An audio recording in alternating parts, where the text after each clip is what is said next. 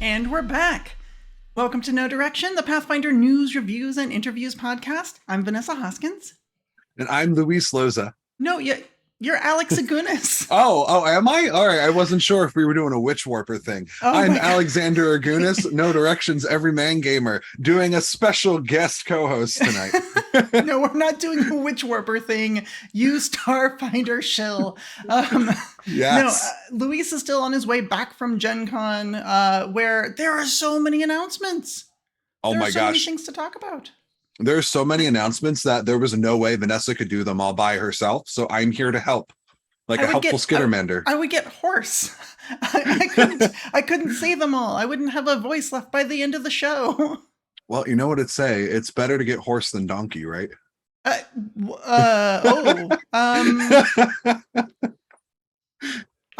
didn't know that, but thanks for sharing. Anytime. Speaking of things that we should we share all the latest news and information from Gen Con about Pathfinder 2nd Edition? Well, I suppose we should because that's why we're here. Yeah. So it was a really fun Gen Con. As I said, tons of announcements. And they did this new thing that they've been starting with, I think starting with PaizoCon this year, where rather than spread all of the new announcements out or the majority of the announcements out over all the panels, they kind of get them all out at once during Eric Mona's keynote.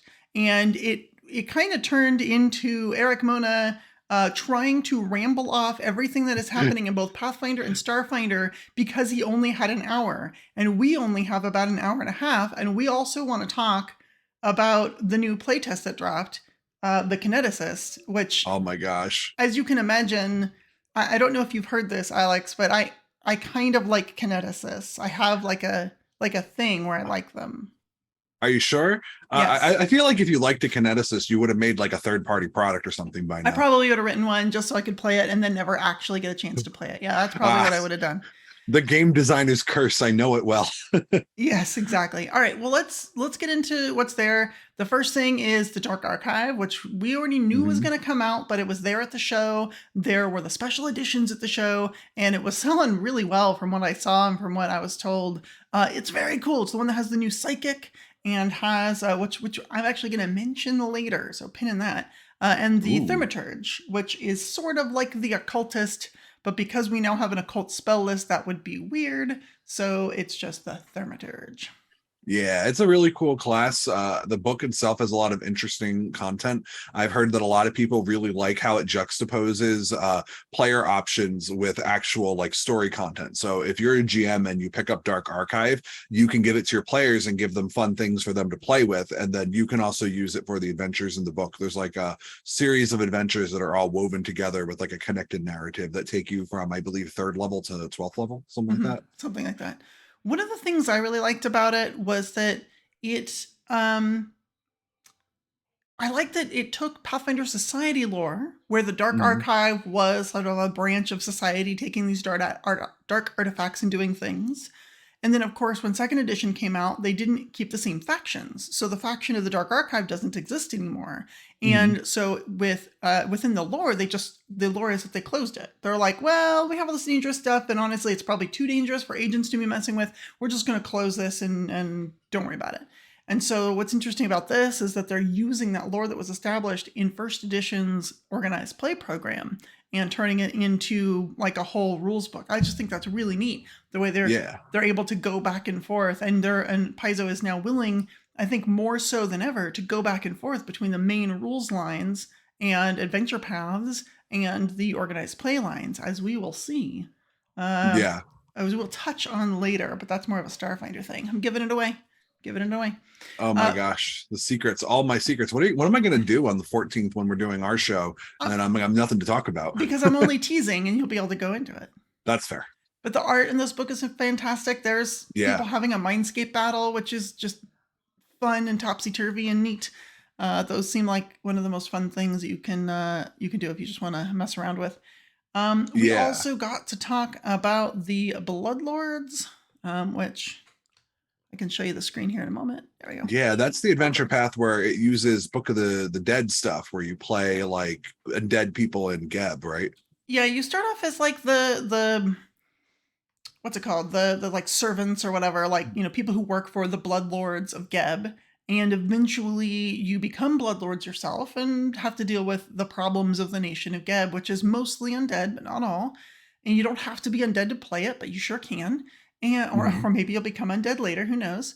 And it's interesting also in that it's not the evil adventure path, it is the non-good. So there's no way you should absolutely play this if you're a good character. And if you're like, well, that's what makes it edgy and cool, please don't, because your GM will be very sad as they have to sort of twist and warp and do what the adventure path wasn't designed to do. Because on the Yeah. box it says, don't be dead. Yeah. Or don't be good, don't be good. But it looks pretty cool. There's a lot of, oh my gosh, I have these pictures. I kind of stole Eric Mona's slides, don't tell him. There's these kind of fun, cool pieces of art that were shown off about it, and it's some really cool stuff. Yeah, that's Um, awesome. I don't want to give away too much. I don't know what all was on here. There's a bunch of other cool stuff that they talked about. They talked about the, let me see here. Let me get this set up. The You know Impossible what? Lands book. What's that? Yeah, well, they also talked about the Kingmaker Anniversary Edition. You remember that? That was a thing that was announced like 3 years ago. Yes, that finally is out. I saw the Yeah. actual products. I held one in my hands even, and my hands didn't pass through it. So either my will save is just absolutely terrible, probably true, or it was physical and not actually an illusion. So Oh my gosh, I know. I can't believe it. Spoiler alert, I actually wrote content in that book like 3 years ago. And to oh see that wow. it's actually exists is great. I wrote content for one of the companion characters from the video game and brought them into Pathfinder, which Oh, was really that's fun. cool. Yeah. I'm told that they're a character that people like. That genre of video game isn't something that is for me personally, but I love that people are getting into Pathfinder through it. There's like I think they're a halfling, and they have the bow archetype for bards, is what it is. Oh, okay. Very cool. Very cool. Bow archetype for bards is very useful. I know Yeah. one Ryan Costello might want that for his adventurous character. Oh, Ryan Costello. That means all of a sudden now it's on podcast people playing this stuff. That'll be pretty cool. Yeah. Um, but there's also you said Impossible Lands was coming, right? Yeah, so Impossible Lands is coming. It's a gorgeous, colorful, beautiful book, just like the land that it represents. You've got a lot of different places, including Jalmoray, which is a lot of Voudran influence, as it's a colony of Voudra. Ooh. And you've got Nex and Geb and Alkenstar and all sorts of stuff. So the Impossible Lands are very neat, and I cover that book. It's just so pretty. It is. I'm really excited about that book because it's got like 5 new ancestries in it from what we've seen so far. We know that the Venara, they're monkey people from Hindi myth, Gorians, which were a Pathfinder original creation that are like plant people that are covered in petals, They're and their food. bodies, They're yeah, like, they taste like watermelon, apparently, like really well, good watermelon. Well, they're supposed to be like magical food that was Yeah. so magical it gained sentience, and then they turned themselves into humanoid shape to try to express that, hey, stop Yeah. eating us, we're sentient. Yeah, I had to do a lot of research on them. I wrote their article way back in Ultimate Wilderness, and I brought them into Starfinder and Alien Archive 2. So like I'm really excited to see them come into second edition. They're really fun. Like when I was doing my research, what I learned was like essentially that Nex wanted food that could survive in like the desert, because Mhm. plants and especially watermelons don't do that well. So like he magicked up like watermelons that could adapt to problems, and over like the centuries the watermelons started thinking because of that magic, and now they're people, and you have all this like running around like, oh no, they want to eat us. Apparently just one bite of a Gorian is enough to get you hooked on them for life. So going to That's be pretty funny. fascinating to see them in Pathfinder second edition. They got You some also, really great art. yeah. You'll see on there. There's a Nagaji, there's a Goran, and there's a Vanara, and that Goran art's really cool with the bits of holly in their hair. Yeah, well, what's really cool about the Goran is that their faces are made up of flower petals, because they learned how to basically move the flower petals in a facsimile of like how people move their mouses for facial expressions in order to basically trigger people's like emotional and tug on their heartstrings as a survival mechanism, because they learned if they looked really sad while you eat them, you'd be less likely to eat them. That's pretty cool. I did Yeah, not know I that. love. Yeah, they're really cool.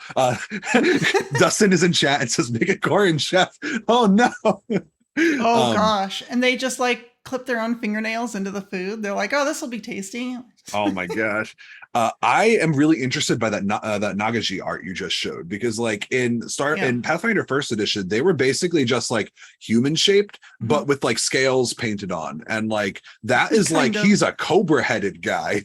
Like, whoa. I'm wondering like, is this like a new direction for the ancestry, the way Kobold's got to make over, or is this like a Yeah. specific heritage? I'm excited about that. I don't have an answer, but what I suspect is that you're right. So they're probably trying to do what a lot of other ancestries have gotten and sort of do like ethnicities within an ancestry, so that you Yeah. might have more like cobra traded Nagaji, and you have more rattlesnake Mhm. Nagaji that you can always hear them coming.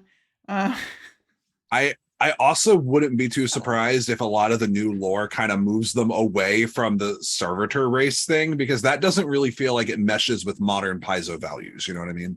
yeah, So yeah. I'm looking forward to that. And then Venarans are just really cool. In Hindi myth, they are like a group of people who they have monkey features, and they also have like the magic ability to change their size. In one myth, one becomes as big as a mountain. So Oh, we'll see what geez. ends up. Yeah, we'll see what ends up happening with them. But I also think Pathfinder Second Edition has a long-standing history of taking ancestries that were based off of things from other people's cultures and bringing them a little bit closer than they might have Yes. originally been. Yeah, they're Like, definitely. I expect them to do treatment to these so they're not just the monkey people, but are, like as you said, a little bit closer to the mhm. original myths that they're pulling from. So. Yeah. Now, one thing I thought that was really interesting, it wasn't on the art that you showed, it was for the other Impossible Land spread, the one that has the Vishkanya on it. For those of you who are new to Second Edition, who never played First Edition, Vishkanya are like, they're based off of this myth of like Indian assassin women who would basically consume poison until their blood became poisonous. And like, so that's one thing, and that's cool. I'm excited to see how they differentiate Vishkanya from Nagaji, because that line was already very kind of dubious with them both being serpent poison inspired ancestries. But Sure. there's one of the art, I don't know if you have it on the screen. No, you don't. That's fine. One of the arts is like a blue person who's wearing like traditional Indian orange robes with like orange like frills in their hair. That color of orange is associated with samsara, with like with a branch of Hinduism that's about reincarnation. And Hmm. the blue skinned people in First Edition were samsarans. So Yeah, like they didn't announce that samsarans were in this book, they but didn't. it wouldn't surprise me if we got either a versatile heritage for them, maybe, or if there's just an NPC there. Because honestly, like when you start talking about India and East Asia, Yeah, like a lot of those religious beliefs migrated east out of India. So like you have a lot of interconnectivity. For sure. those who don't know, like Samsarans and Nagaji were originally from Tian Sha. That's where they were introduced in First Edition. But it kind of makes more sense to bring them back over to the Impossible Lands, where they can be from Jalmaray, which is from Vudra, and Hmm. Vudra is more like the Indian analogs. Like Sure. I'm sure you can hear it in my voice. I'm really excited about Impossible Lands. Like I can hear it in your yeah, voice. like I can't wait to see this book. I got high hopes for it. All right, very cool. There's another book that they announced that is super exciting. This is a brand new announcement from GenCon, and I am hype, and that is the Firebrands book. So, Mm, Firebrands is a new faction that I believe my usual co host of Luis Loza created from scratch, if I am not mistaken. mm, And they are these like combination freedom fighters fighting for justice types, but also kind of show offs. Like some of them, like they're daredevils, and they like to do big, spectacular things to get people's attention, to get them to mhm. pay attention, so that way they can help enforce social change. And I think they're just really, really neat. I know I wrote a couple of Firebrand factions in the Absalom book. If you check out the harbor section, so I'll let people Ooh. go and do that. But there are two different sets of Firebrands there, and one of the things that's interesting about the Firebrands is that they work in like in cells. Like there's not, because they're all chaotic or whatever. There's not like a giant overseeing organization that says, "Here's what we're gonna do." It's usually just small groups of people that come together and be like, yeah, we're firebrands too. And the way to become a firebrand is to say, I'm a firebrand, and that's it. Now you're a firebrand. Yeah. And they distinguish themselves with these two crossed swords. one over the other, blades up, points up and hilts down, and creating kind of an X. And then usually the types of swords or blades that they use, and help designate like which particular cell of Firebrands you're talking about. And there's also usually like another identifier, often either behind the swords or just under them. So that's, if you see crossed swords and potentially with some other insignia, that might be Firebrands. I am looking forward to this book, but it's mostly because the Firebrands have not captured me as something I'm interested in, and I am interested in this book trying to change my mind about it, because where the Firebrands sit right now, because their original introduction doesn't really have a whole lot of like, this is what they're about. It's like, we're about fun and freedom and adventure and also murder. And it's like, you kind of like, I kind of like don't really know what to think about them. And it probably doesn't help that my only experience with them was in Dustin's home game. He had us encounter some Firebrands, where the Firebrands had this cell had been infiltrated by like a bunch of people who were very much on the chaotic neutral spectrum rather than the chaotic good, and they became villains for us, where we had to deal with these insurgent Firebrands who were using the organization's name poorly. So Are you I'm sure looking. you weren't the villains? We absolutely became the villains by accident by the end of that. We were trying no to kidding. we were trying like, these Firebrands are out for good, but they're not doing it the way I would do it. That's it. Let's stop them. Yeah. Well, what ended up happening was we were partnering with them to rescue one of our fellow players from like being press ganged into like it wasn't even, it was like the Cortos Consortium was press ganging them into like service. So like we were trying to rescue from them, but like the group that planned all of this, which I was not a part of, I take no fault for this. They didn't do a good job planning this, and then the Firebrands turned on us halfway through because we weren't okay with just killing everybody, and the Firebrands wanted to. And it was like, oh, okay, this isn't what I expected to happen. Now we're fighting, and oh, this got really bad. So that reminds me of like my lawful neutral? I think it was my lawful neutral cleric of Pharasma, who, when there was a question whether someone was like good or not, or what do we do with them, was always the person who's like, just kill them and let the lady sort it out. Like, yeah, totally. That's her job. It's fine. You're just passing them along. Like, you ending their life isn't really a big deal. They'll be judged. They'll be sent to the right place. It doesn't matter if we're like not sure and everyone's arguing whether to kill them or not. Just kill them. Yeah, I feel that. Kill them all and let Pharasma sort them out. For me, like the Firebrands are kind of in this weird place where like they feel like they are the PC adventurers, but they're NPCs. Like they do stuff that PCs do. And I don't think that, like, they remind me of like an adventurers guild without the guild is what they are to me. So like, I'm looking forward to seeing if this book, I'm looking forward to seeing if this book can give me enough more new information about them to make me like improve my opinion of them. But for right now, I'm just kind of like, I'll try it. You know, the book I am excited for. I mean, Impossible Lands, obviously, like good. I have been craving Travel Guide. Like, yes. I wake up every morning and I'm like, where's Travel Guide? It should be right here on my hand. I should be reading it. And they had some pictures. They talked a little bit about Travel Guide. We know there's like an entire like set of Absolonium coins in this book now, thanks to Eric's key note address, which is really cool. That's cool. Some of the topics Eric specifically talked about included everyday life, fashion, architecture, a holiday overview, games of chance and sport, and food recipes.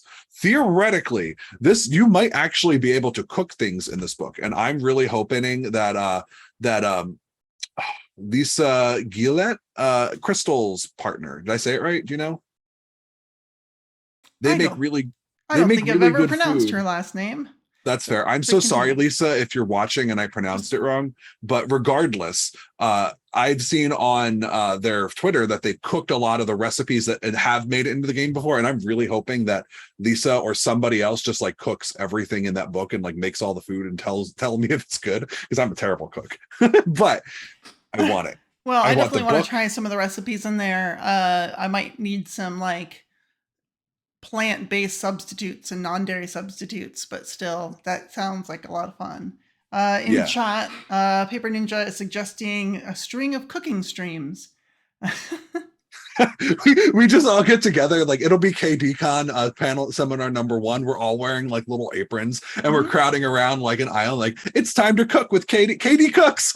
Katie cooks. Actually, the kitchen we just moved, and the apartment we just moved into does have a kitchen setup that somewhat supports that. So, Oh my gosh, KD cooks. Mirrorwolf9 is looking forward to the mentioned cocktail recipes. If you're wondering where these mentions are coming from and you are listening to the podcast at home, at work, in your car, we stream live every other Monday at 9 p.m. Eastern and right on Twitch. And you can join us in the chat and ask questions and make all sorts of silly comments that we will engage with. So I invite you to do that.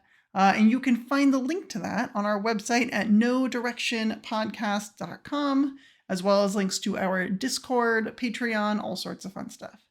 I heard that Discord is filled with the chillest people in the Pathfinder community. Chillest people, absolutely.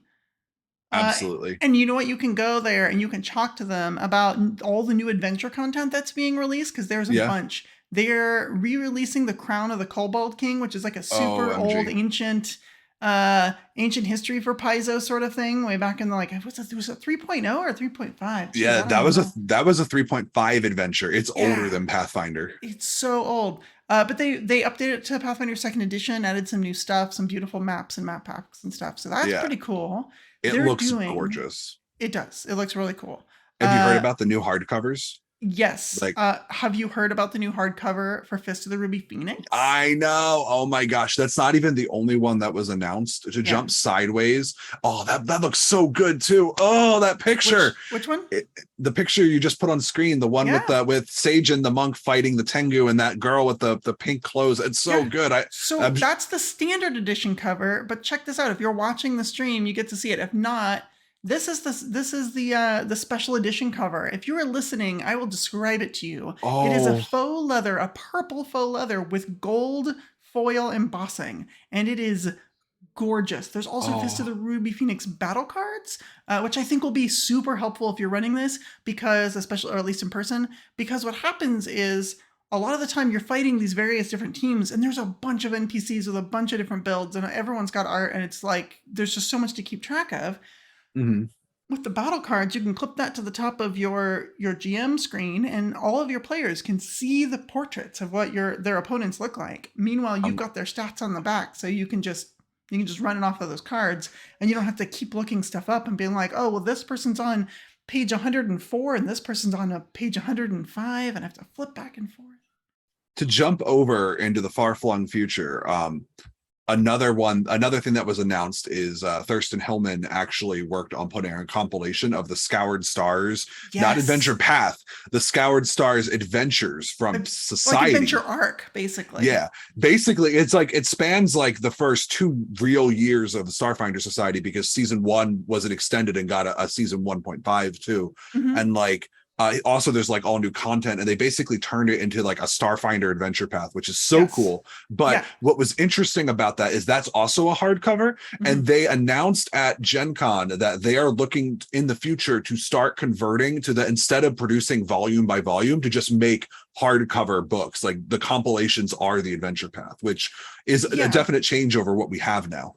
And from what I understand, they're looking at doing that in Starfinder. I don't know that there's been any plans to do it for Pathfinder, so it might be one of those things where they're going to see how it does in Starfinder and then move it over to the Pathfinder line. Because one thing I know that they're really excited about is all the issue numbers for Pathfinder, because they're getting close to 200. Like it's not around the corner, but it's only a few years away, so it's getting there. And I think they really like the idea of like hitting issue 200. So I think they're probably, if I had to guess, and I have zero knowledge of this, by the way, if I had to guess, they're trying it with Starfinder, see how that goes. If it goes well, then after issue 200 comes out, then they might go to all at once full compilation hardbacks for Adventure Paths, where you just get all 3, 4, 6 books, however many they have, all at once, and say, boom, here's your big adventure. I kind of think that's probably the way to go. I know that the industry leader does that with their adventures, just puts them all in big hardcover books that are big hurrah. And I Yeah. think that also kind of deals with the problem of the last book in the adventure path always selling slower than all the ones before it. At least evidenced by the fact that if you go and you go to PaizoCon, their carts of books are always, they have tons of the last couple ones. The first ones always sell out. Well, So, yeah, it is very useful for the sales of them, but like, so I understand why a publisher would want to do that because you're mhm, guaranteed then to sell as much of book 6 as you are of book 1. mhm, But at the same time, I also kind of understand where it is as a player. So let's say this adventure path comes out and people are really excited about it, and a bunch of people buy, the first one, and most of those people buy the second one, and at least half of those people buy the third, and about half of those buy the fourth, and then maybe the fifth and the sixth get a mhm. few sales. That was a year ago. You come and you're like, wait, but our group just finished and we really want to play this adventure path and I like physical books. And now you're like, well, one is definitely out of print and it's impossible to get. Two is difficult to get and over expensive. Three and four, I can only get used copies, and then five and six I can get new, and they're actually on clearance sale because no one wants them. And it's Yep. like, must be really, because I know I did that with oh gosh, with a first edition adventure path that I still have, the one where you're in West Crown running around Council of Thieves. So I still have a Mhm. Council of Thieves. All of the books that I haven't read, other than the little short stories in the back, I haven't read them. Um, but I was waiting for someone someday to run it for me, Mhm. and I have, and it took me like 2 months to track all these things down, and that was a lot of legwork. But I imagine that if they all came out as hardbacks, you'd just be like, oh, well, you're gonna run the adventure, you buy the hardback, and then if later, if you're like, well, I want to run this, you just need to find one hardback instead of track down Yeah. 3 to 6 different And volumes.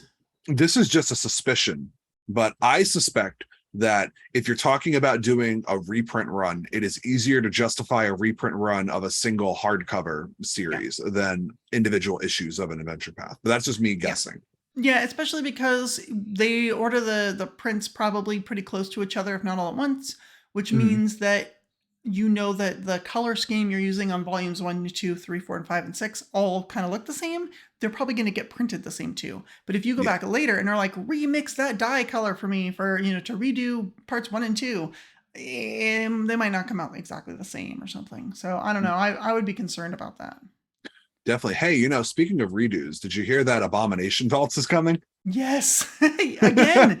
So Again. Abomination Vaults for 5th edition, the big compilation special edition is coming out in the beginning of 2023, and that will be the second way that a 5th edition player could continue playing 5th edition, but playing a Paizo adventure path. And the first one, of course, is Kingmaker, which was supposed to have been out a while ago, Yeah, but just got released. So definitely, definitely. I am excited to see how that goes. It was cool to hear that more is coming. I think that'll be yeah, good. It'll get more people to try Paizo products, and the sure. more people that try Paizo products will mean the more people who will try Paizo games. Bring them on. Oh yeah, no, I think it's a great gateway drug. I mean, product to. I mean, honestly, just to show what Pathfinder's all about, show what the creative teams can do, show what the freelancers that write on these things, what they can do. And I think it's a really good way to show off the world of Galarian that is so rich and deep with lore and the talent of all these folks and what they can put together in an AP. So Mhm. I'm 100% for it. I think it's really exciting. Yeah. Uh, Uh, Go ahead. Speaking of going to new places, Gatewalkers is an adventure path that Ooh. was announced, which is bizarre and weird and wonderful. So Mhm. this one intrigues me. This is the one where I wish I had way too much free time so I could GM it, because Gatewalkers is the adventure path where you remember stepping through a strange portal and you're in a strange place, but you have no memory of what you did up to the moment where you found the portal and decided to walk through. And you might remember some of your skills and stuff, and all of a sudden you're like, oh, that's right, I was a barkeep, but I don't remember the name of the bar. And, like, I kind of remember some of the patrons and what they look like, but I don't remember any of their names, and I can't quite recall their faces. And so it's this weird and starting amnesiac thing called Gatewalkers.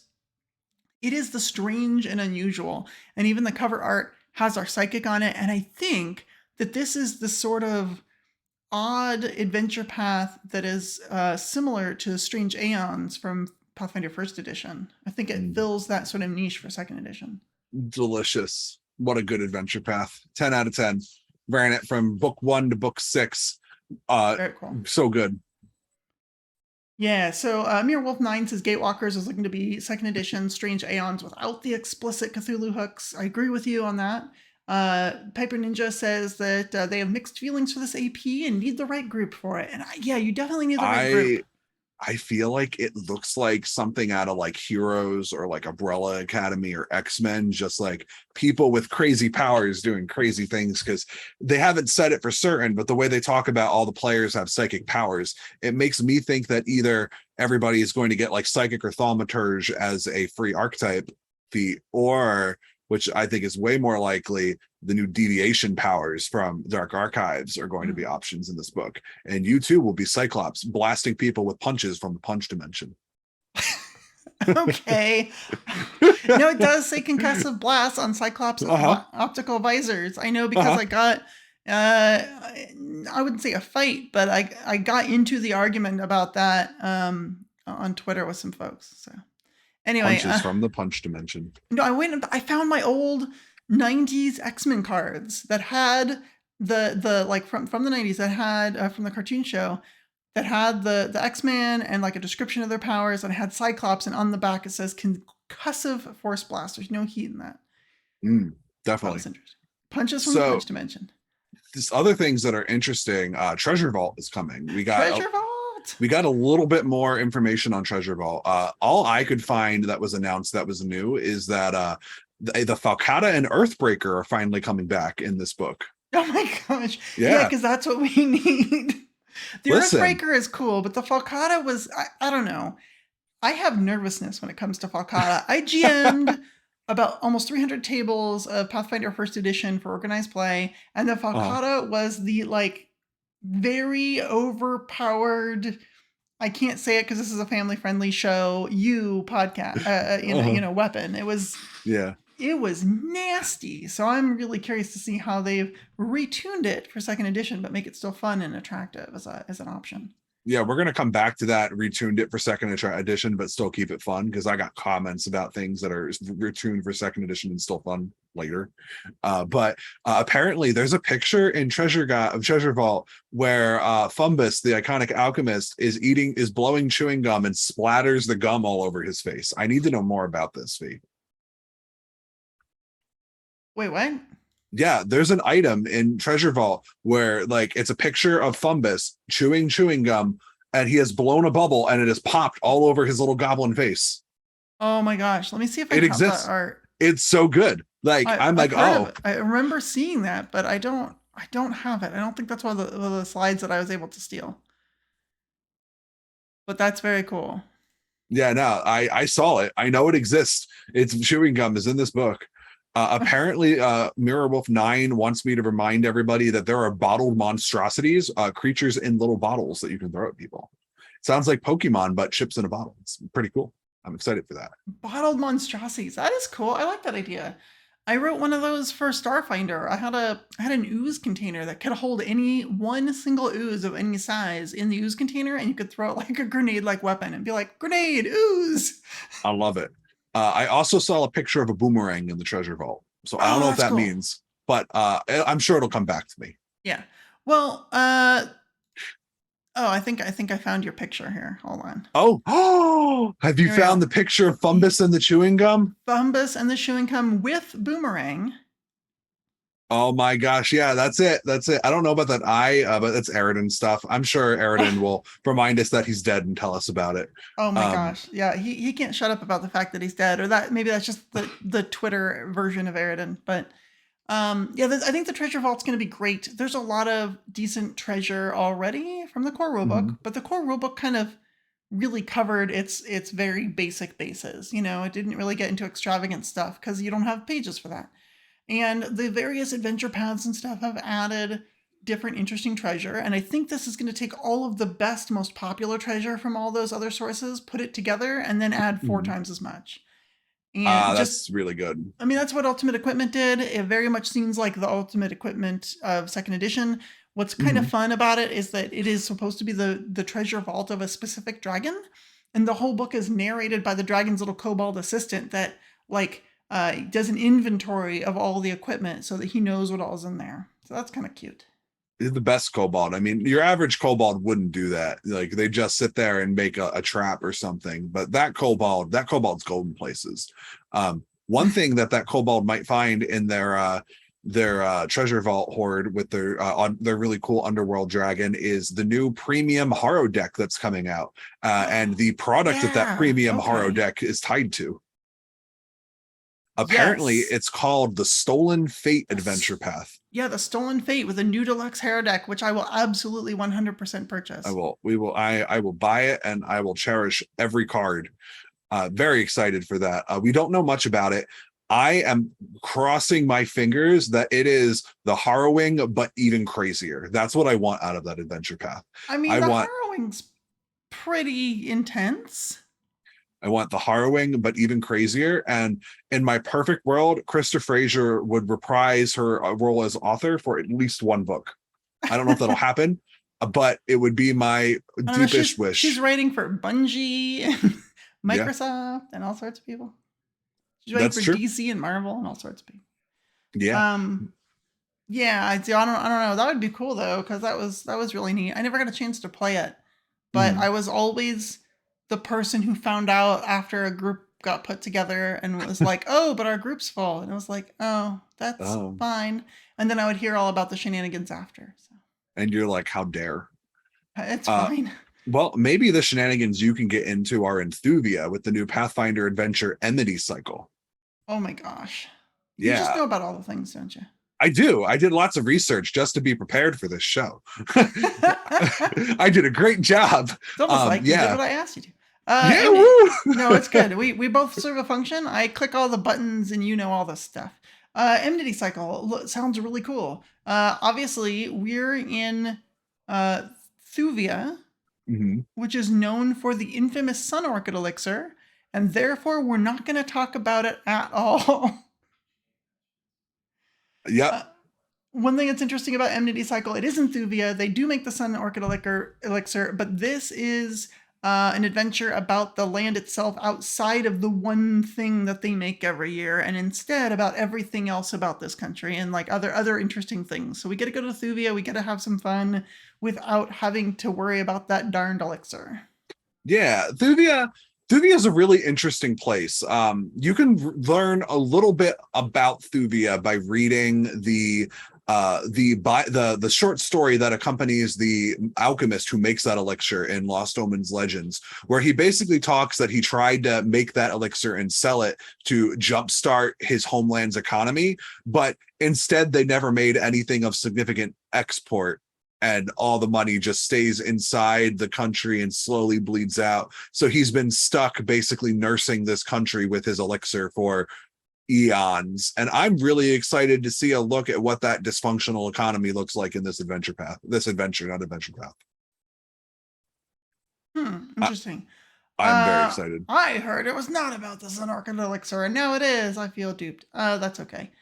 So one thing I want to step on this because this is interesting. Do it. Wolf 9 was talking about the magical hero deck adventure and says Mhm. it sounds like a hunt for a magical hero deck that leads into stopping a cult from trying to bring back prophecy.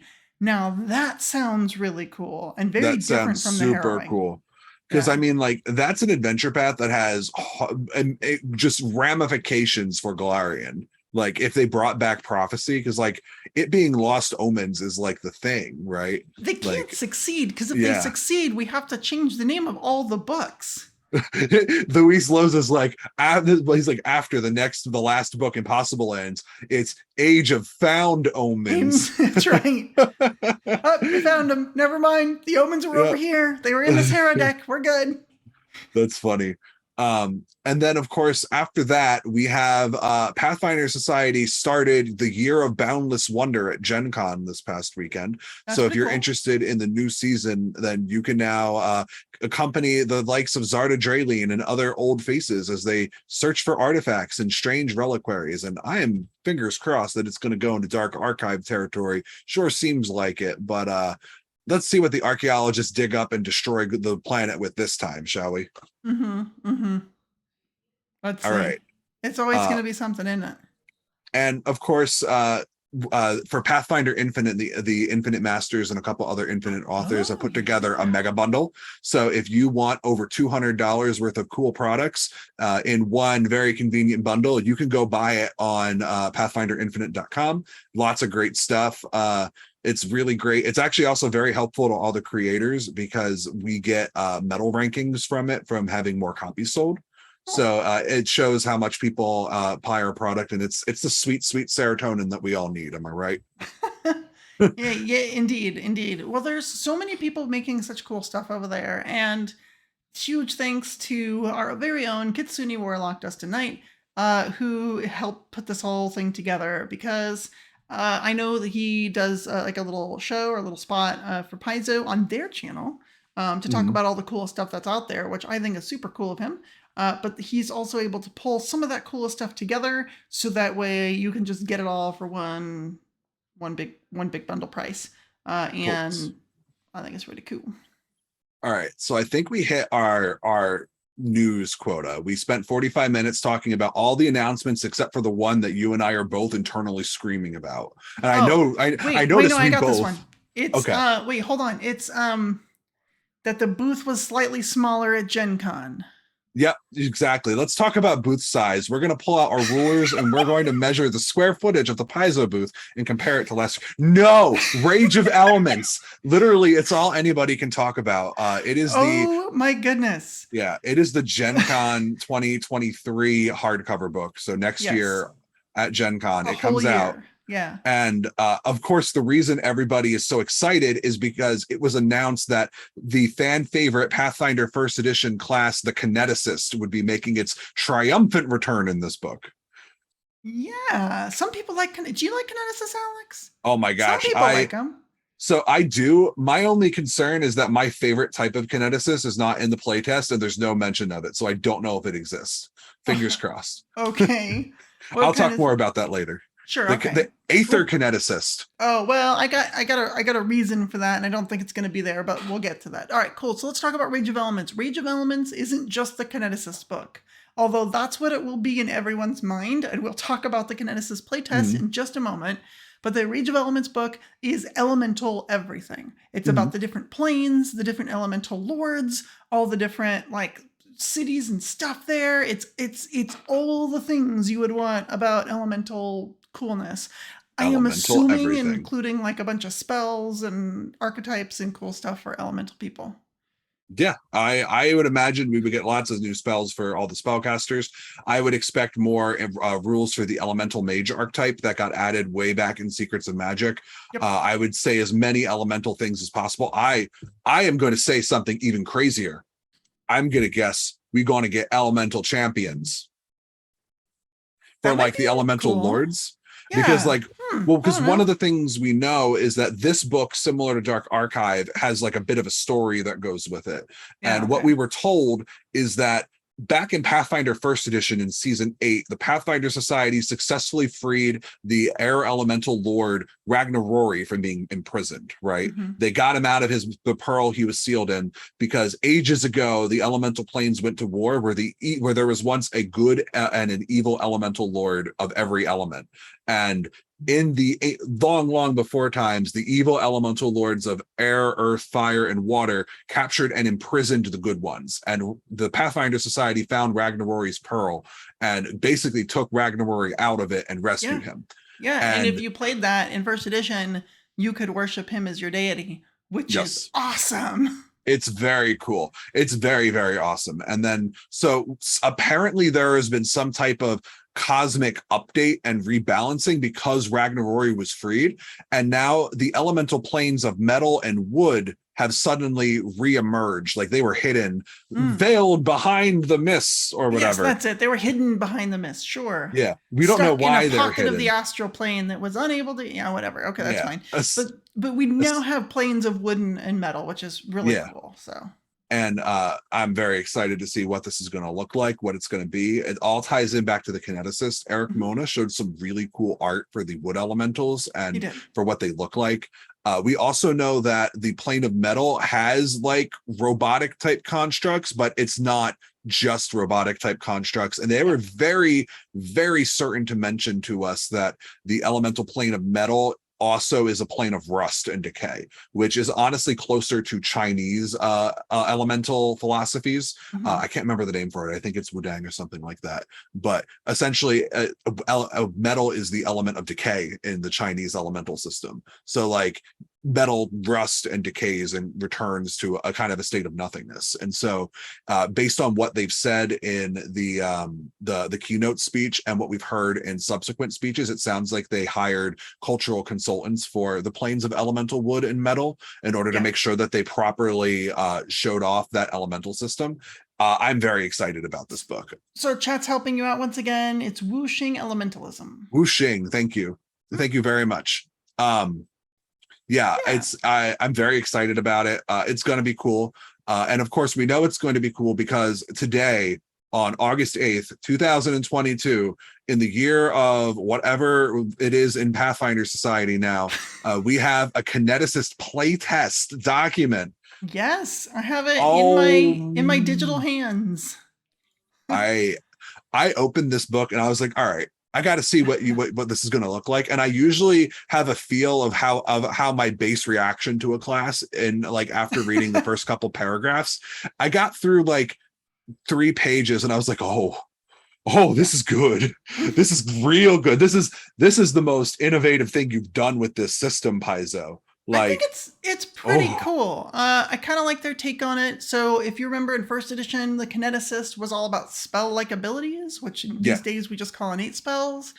And as some folks might know and might not, I myself wrote a conversion called the Legendary Kineticist for Legendary Games that Mhm. also took that strategy, right? Of giving you these innate cantrips, because cantrips you can use as much as you want, and now cantrips scale. So they kind of work perfect for elemental blasts, and just said, okay, you can get these innate cantrips and they get more Yeah. powerful, and here's some cool things you can do with them. Well, they took a different approach for the official Kineticist, and I am intrigued. I am. You'll get more of my opinions as we go. I don't want to blurt it out all at once, but Yeah. it's interesting. So what they did is they kind of used an almost alchemist chassis. Like your hit points are still 8 instead of or whatever. So is that how many the alchemist gets? I'm now blinking. I'm I gonna go think look. it's a little bit closer to Thaumaturge, especially in terms of like attack bonus progression. No, it's Um, close to no. It's almost power per I th- power I alchemist. think So it's they still get 8. master where Alchemist doesn't get master. I think that's the difference. I was reading about it on Maybe. Reddit. I was looking at it earlier, and it's almost exactly identical to when Alchemist gets armor bonuses, when Alchemist gets, and what types, when Alchemist gets class bonuses, when it gets weapon, basic attack bonuses. Mhm. It's very on par with the Alchemist, actually. Which I think is smart. It's close to like the Ranger, but the Ranger's got a slight edge because the Alchemist doesn't get like weapon specialization, but the Mhm. Kineticist does. And what they do is they almost, in some ways, treat your kinetic power, your kinetic blasts, like a weapon. Yeah. It's like a weird mix of being a weapon and a spell, because like wearing Mhm. hand wraps increase the die and it counts as a natural attack for most effects, but not all effects. But you can also, like, enemy spellcasters can counteract it, and it can also be enhanced by things that enhance like magic of specific traits. Yeah. One of the things that's really interesting, and it'll be interesting to see if they keep this or not, but currently the way it's worded, if the blast gets your elemental trait, which it does according to the new impulse trait, it Sure. means that you can actually put conductive on your hand wraps of Mighty Fist and then blast people and then trigger the conductive power off of your blast, which isn't something that any other weapon can do because weapon strikes don't usually get the trait that associated with them. Conductive lets you like use a free action to gain bonus damage on your next trait after you use an element. So Mm. it'll be interesting to see if that sticks. Huh. But Okay. this class is fascinating. I Interesting, absolutely love interesting it. rules interaction. Yeah, there were a couple other things that I was like, that is interesting. I wonder if you could do blank. And I haven't. Yeah. I'm going to throw this out there now. I, as we go through, we're going to say that's interesting. Can you do that? Or that's interesting. How would that work? I challenge you, dear listener, to join our Discord if you're not on it already, and go chat about this new book and the channels there with folks and share your builds and the various tricks and things that you're doing, because I am really curious about how this all works. There's just, I don't know, there's just so much to talk about. There's just so many ways you can do things. There's a way to make an improvised weapon from like heating up an element. And then I thought, what happens if you combine that with improvised weapon master? Is that like a beneficial way to go or not? Like I'm just not sure. Because you can also, all right, let's just dig in. Because you can also, so we talk about how the Kineticist uses almost a spell type ability called Gather Element. It's a conjuration ability, right? And it has the primal trait. So those are the pseudo magical elements to it. It doesn't seem magic, but it's got conjuration and primal. And you use what they're talking about as this inner gate. The inner gate is like your inner conduit in your body, in your person, that connects to one or more elemental planes and allows you to channel these elements through you. So it has a very specific flavor in terms of how you're getting your elemental power.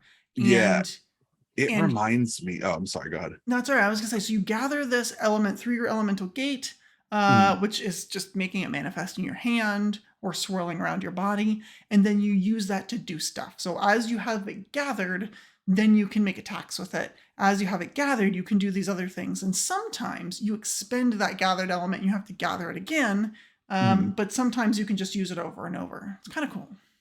So one of the things that I find fascinating about this class is that the original Kineticist debuted in Occult Adventures. So it was flavored as an occult class, which is why when Dark Archive came out, I was very much like, I get Occultist was people liked Occultist because there were a lot of weapon builds for the Occultist that were very broken in first edition. And I get Psychic as one you have to do because there's no spontaneous occult spellcaster.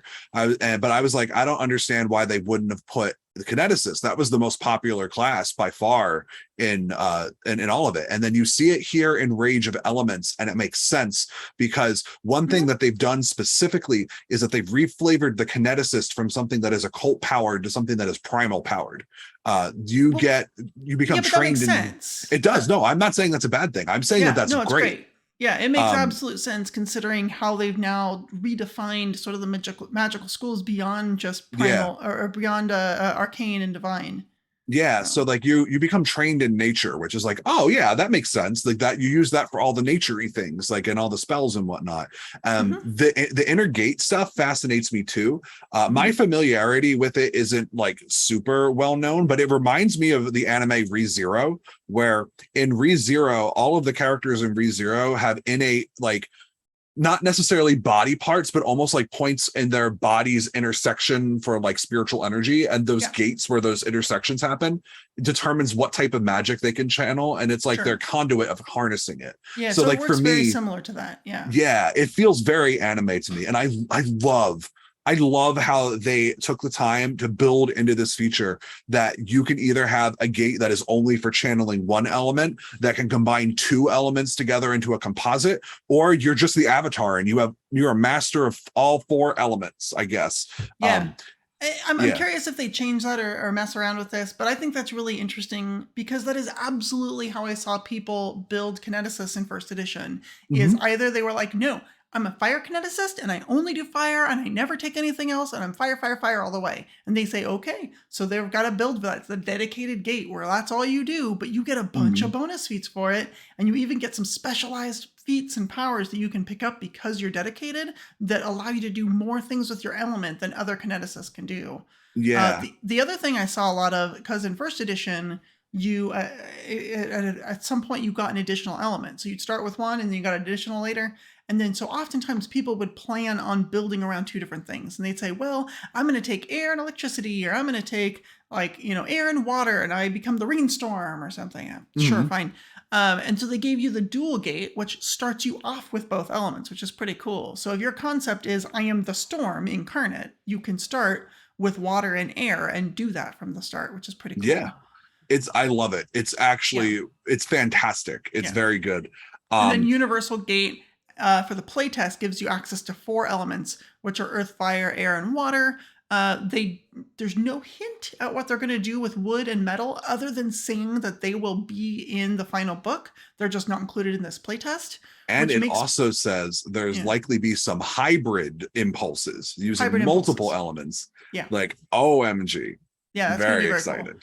Well, like I talked about the rainstorm, right? So you might be Yeah. able to create a rainstorm if you have water and air, and okay, cool, you're the storm. You might get magma abilities if you have earth and fire. Who knows? Yeah. One thing that is interesting is the third type is that element, universal gate that you're talking about, which, as you said, makes you the avatar, where you have all 4 elements off the bat to do whatever you want with. I Yeah. do. Before we get too much further, I want to go back for a second Sure. because we kind of buzzed right by it, but the key ability for this is Constitution, which we had a first time person in chat, Kesrick, say that I read that they did a Earlier. double Yeah. take when they saw the key ability was Constitution. And I think, Yes. yeah, I think that's really to honor the original Kineticist, but Well, there's some story reasons too. also like now if it's about like harnessing gates in your body needs to be able to handle that energy in order to Yeah. keep the gate between you and the elemental plane open. Your Mhm. constitution is how well your body can handle the strain of being a walking hole in reality. So I think it's really cool. I'm really excited to see that. Paper Ninja in chat says NPC Kineticist would be a huge impact on the world, and like a lot of things, once the rules for it are out, the NPCs start to kind of pop up here and there. But yeah, they absolutely would be a huge impact. Someone asked if the metal Kineticist is a full metal alchemist. No, Oh, only if Dustin they did. take alchemist dedication. Yes, that's right. Metal with alchemist dedication, you can be a full metal alchemist. It's really interesting. People are talking a lot about the con, and I want to address that for a moment. Mhm. So you're building your Kineticist. Your key ability is Constitution, so that is the only one that can start as an 18, right? Because that's the bonus you're going to get for your key ability score, and the max of anything else is 16. But you need Dex and or Strength in order to like attack things with your blast. By default, Dex for range and Strength for melee. The blasts do give you options. 2 of them have finesse for the melee by default, which is air and fire, but none of them have the brutal trait for ranged by default. And brutal is the one where you get to use strength on your attack roll for a ranged attack. I'm expecting to see that on on Earth at some point. Like Well, here's what's curious though. So let's just take it one step at a time. So I want folks like that are driving or whatever to be able to follow all this, right? So you can only start with a maximum of 18 on your con. Cool. But then you need either or both of strength and dex. So all of a sudden that's like all of your starting ability points, and you've just made a himbo because you don't have any mental stats at all, which is interesting. Although I guess you need charisma to be a himbo, so who knows?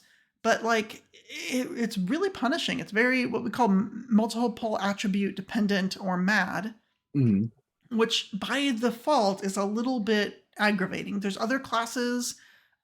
Champion comes to mind that's fairly multi-attribute dependent. If you're playing a monk who also wants to do a lot of key blasts and stuff, then you are also multi-attribute dependent because you need wisdom.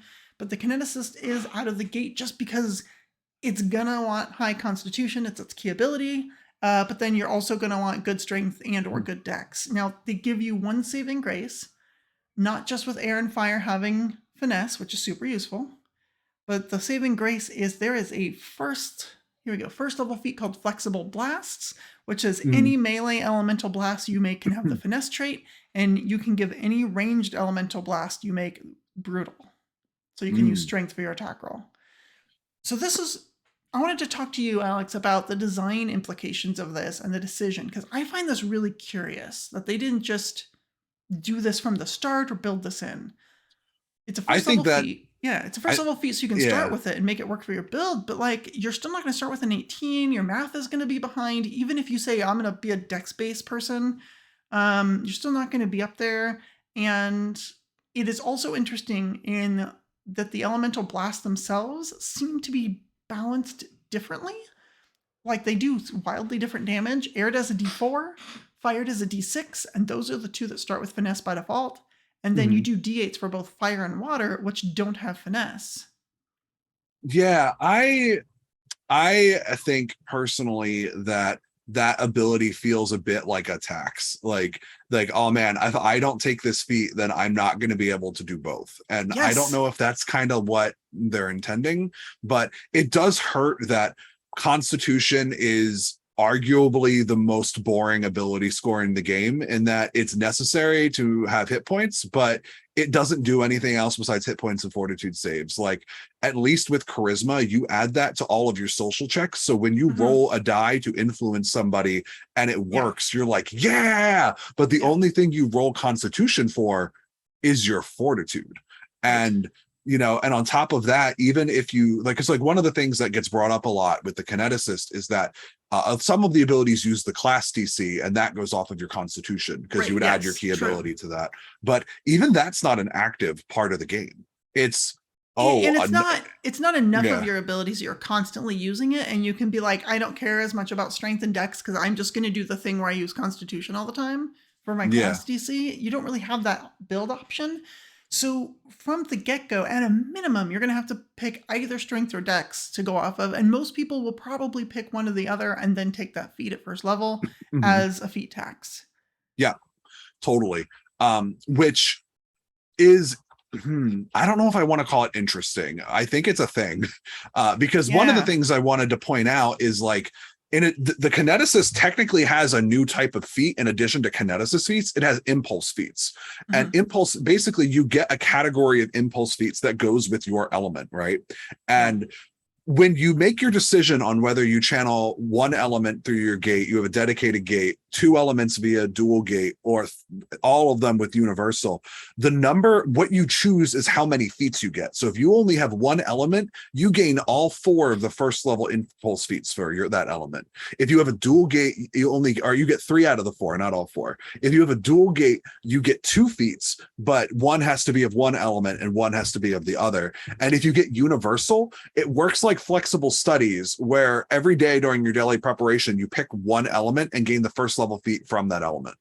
So like I it just there's a lot of questions with how feats work with this class, because it's not like you're Hmm. not going to have feats at first level, Yeah. but there are only 4 first level feats in the playtest, which means if you have two kineticists of the same element side by side that are both dedicated, they're all going to have all but one of those feats. It's going to feel very samey very quickly. And I'm Well, but we also also know that in a play test, they only give us about half of the options they're planning because they want to keep it focused. Like they've said yeah. before, oh, we didn't keep these like kind of boring, obvious options because we want you to play with the interesting ones and tell us what you think about the interesting ones. And if they give us quote unquote boring options, then, that might be like easy to take or useful things that are passive abilities or get rid of a penalty or something like that. If you Mm, take those, then it's not telling them as much about the game as they want. So they purposefully don't include those so that you are forced to basically focus on the more interesting and possibly situational feats so that way they can get feedback on those. definitely. I almost wish that flexible blasts, hear me out, was an impulse that all kineticists had at first level. So when you are attacking with your kinetic blast, you could like add this impulse to the blast, and that would use your expended gathered energy, but maybe it would let you switch the ability score from strength or dex to constitution. Yeah, but then you have to Like, keep gathering it, and then that sounds like a bigger tax than just taking a feat. mm, Honestly, I don't know that I love it. Um, Going through these basic 4 elements, some of them make yeah. sense. So if you look at air, air has a ridiculously long range of 120 feet for the ranged, and Mm, it's got both finesse and agile. So it's all about making a bunch of attacks is mm, fine. And you have a ton of range with it. And if you happen to do melee, you're still using dex anyway. If you want to be the dexiest best air user, cool. So that one doesn't bother me. That one looks great.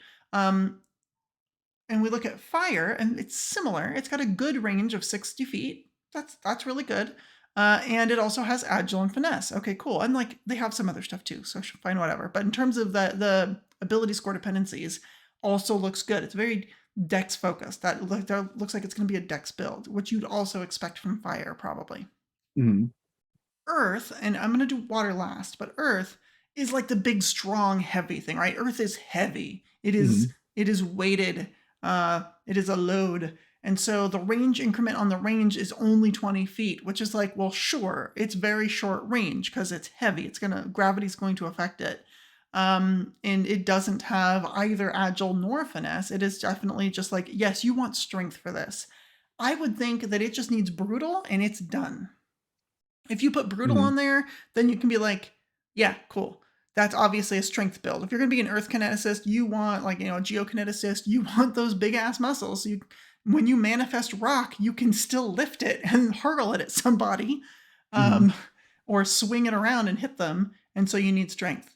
I would be 100% with that. And then the only wild card is water, which kind of like earth, has a bad range of 30 feet and it doesn't have agile nor finesse and very much looks like a strength build, but I could like see a dex build.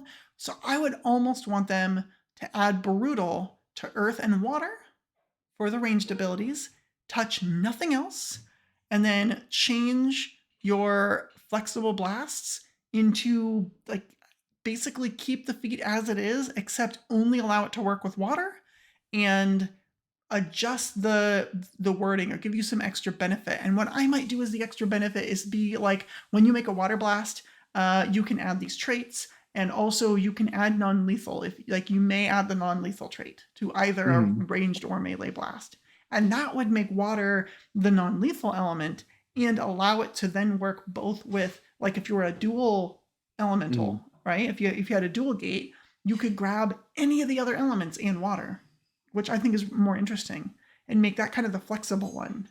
I wish I have two wish lists for this one. Number Yeah. one, for water.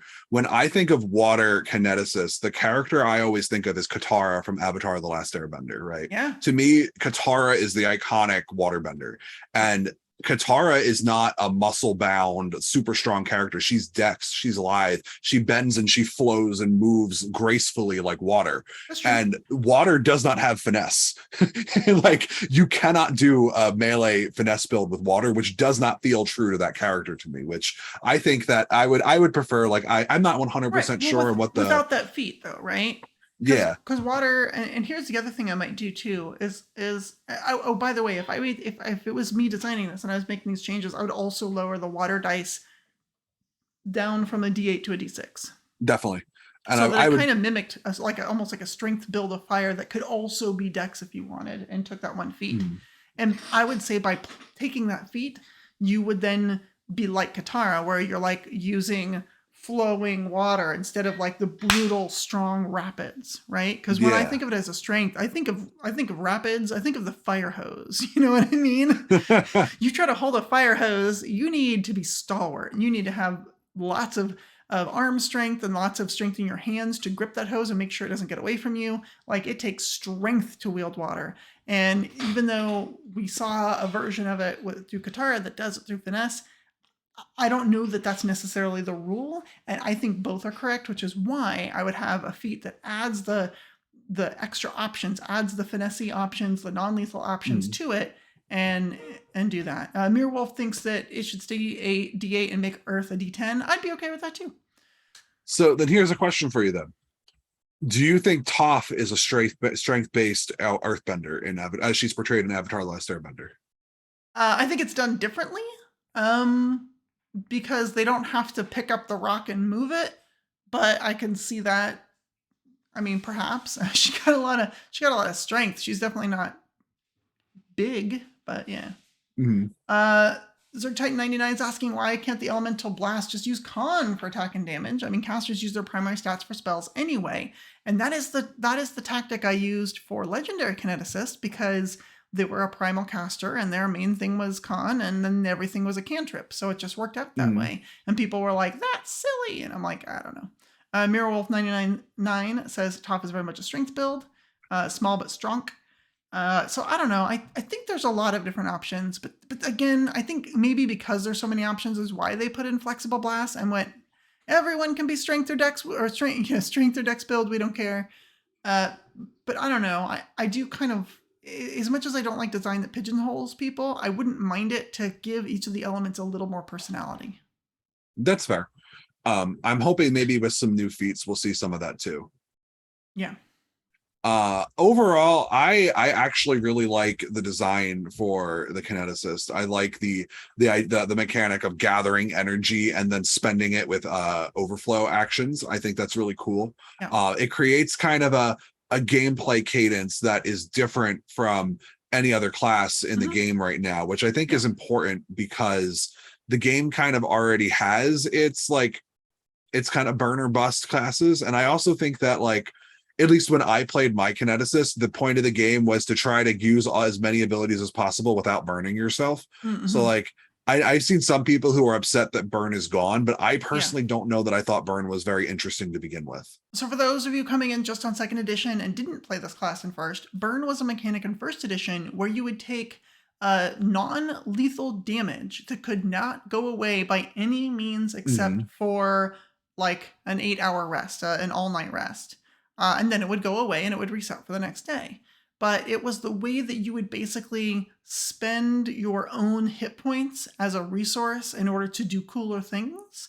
And as you spent more and more burn, you also got more and more powerful. So it made you from super tanky, I have way too much constitution, but I also have some blasty spells, to, oh my gosh, I do so much damage with these blasty spells, but I only have a tiny bit of hit points because I spent it all on burn.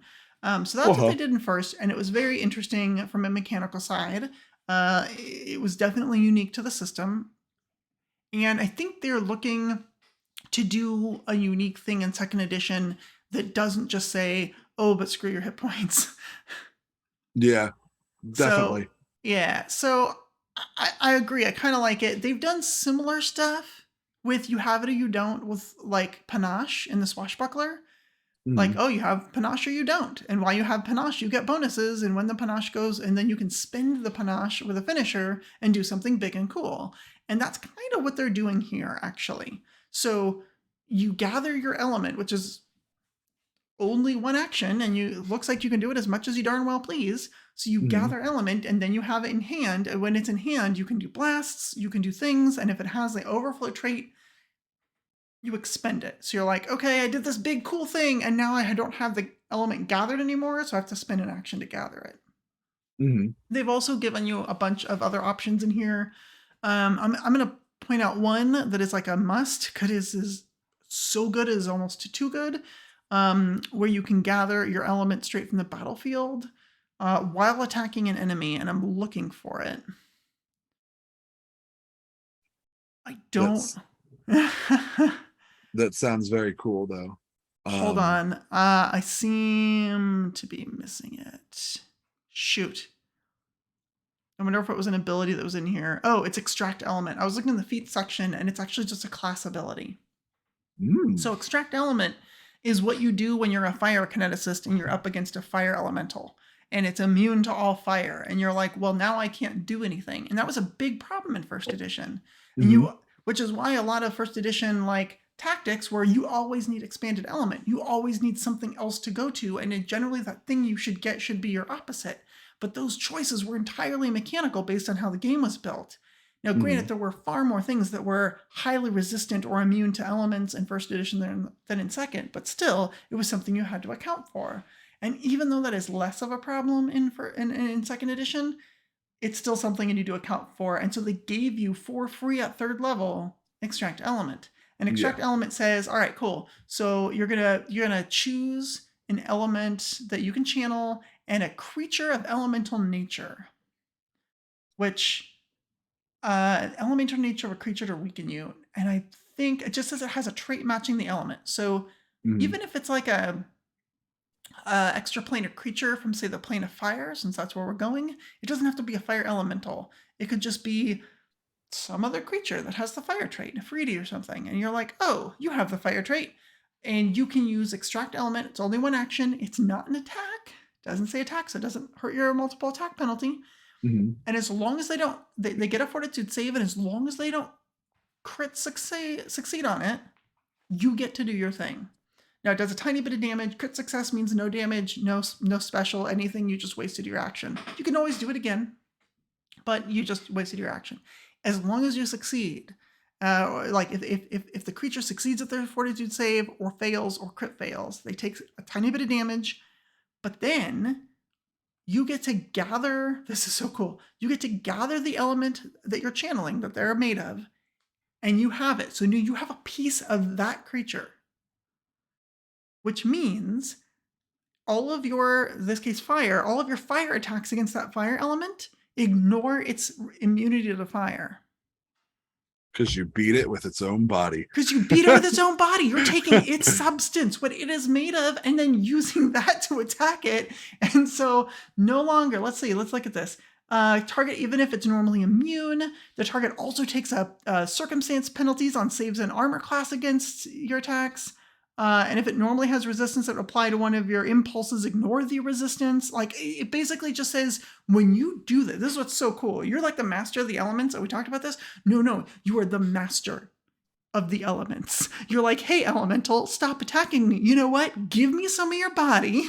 Even if you succeed, I don't, on your save, I don't care. I got a little bit of it anyway. And now I'm going to use that, channel that against you to beat the snot out of you. And there's nothing you can do about it. And it's the same number of actions as Gather Element. There's no reason to do Gather Element over this other than the guaranteed success. So Pinogram in chat says, I have a nitpick that I can't extract element from a stone golem. That's actually not true. If you go to page 8, there's a sidebar about elemental natures. And for earth, it says the creature has the earth trait or is primarily made of rock, sand, dirt, or other earthen material. A stone golem qualifies for that. You can extract element out of a stone golem. You could just be like, hey, I need some rocks from my rock bending. Throw these rocks back at you. And by what it's saying, it should become, like, it should lose any immunity to your attacks. So you're like, oh, but I do earth and it is bludgeoning, and the bludgeoning says I need adamantine. We don't know. You bypass it all. Yeah. You're taking part of the stone golem and beating it with its own bits. And it's also worth noting that extract element doesn't have the impulse trait, which means it's not a spell thing. Yeah. Like, because the impulse trait specifically talks about how those abilities are like spells. Yeah. And it doesn't have the magic. It's not impulse. Yeah. So, like, I don't remember if stone golems have immunity to magic in this edition. Dustin hasn't tried to beat me over the head with one yet. But if it does, then that doesn't matter because it doesn't have the impulse tag. So it's just an ability. You're just ripping rocks out of that rock guy and throwing them back in his face. You are better at fighting elements, like elementals and elemental type creatures that match your element than other creatures that don't.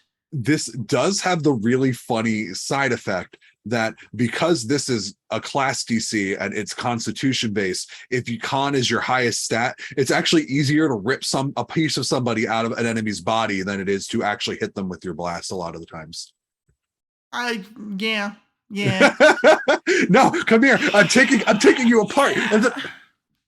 So it's okay. So I'm going to go back to the balance and build of this class. I know we're doing a big deep dive. Our episode might go long today. I apologize for people that don't like these huge class discussions, but you've got two designers talking about a new class that they're both super hype over. And anytime I have a criticism, I also want to point out, I am very supportive of this class. I am glad that it is made. I think it is done in a very cool way, but I can't stop my designery brain from like picking it apart. And as a news reviews and interviews podcast, this is the review part of that. And because I didn't have literally anything to do with the creation of this, I've had a lot of people ask me because they know I'm like queen of the Kineticist. Oh, did you help write the playtest? No, that was all as far as I know, Logan Bonner. I'm not sure specifically which designer. I know Logan Bonner is in charge of the Rage of Elements book though, but that is all the design team.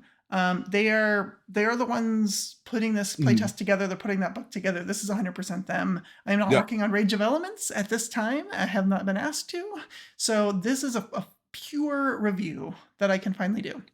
Yeah. So, that said, I'm gonna have some things that I think we should do, and it's a playtest, so we're actually invited to do that. So anyone who's like, oh my gosh, Vanessa's being so mean because it's not hers, I actually really love this class. I just have questions. All right. So that said, I did want to. Oh gosh, see, I went off on a tirade and I got lost. Well, shoot, we're talking about extract element. Okay, so I love the idea that as a pyrokineticist, in first edition, you would have been amazing at fighting anything unless it has resistance or immunity to fire. And if that so, there's one ability that you could pick up as an option that you could kind of do okay against those creatures. In this edition, they've said, you know what? If it's a fire-based creature, not just like it's a demon that's a little resistant to fire, like that doesn't count. But if it's like if it's a fire slug or something, and you're like, okay, Mhm. fire slug, I'm gonna take parts of you because I am the master of fire, and use that essence of your own body to attack you, and you can't do anything. In fact, I'm better at attacking you than anything else. I think that's cool. But I have a problem, Alex. Uh-oh. I Tell me remember of your what it problem. was. If you remember at the beginning, Yeah. we talked about the chassis that the kineticist sits on, right? Yeah. If we look at the other classes, where does it fit on the martial to caster spectrum? And it fits at alchemist. And alchemist is somewhere a little south of martials and a little bit north of spellcasters on that caster to martial spectrum. It also looks a lot like the ranger, but the ranger's slightly more martial. But here's the problem. Here's the problem. This class is all about blasting things with elemental power, yes? Yep. And we talked about It, the multiple attribute dependency. we have. You're talking, even if you get that feat tax, you're attacking with a secondary attribute, something that starts at a 16, that at 5th level you finally get to 18 and you have your +4, cool. But when you hit 10th level, you can get con up to a +5 and your main setting is still a +4. Like it's always going to lag behind. And the math is so tight in Pathfinder. Here's my beef. The main thing you do is on a substandard build of the class. No, it's about the same as the fighter. Okay, cool.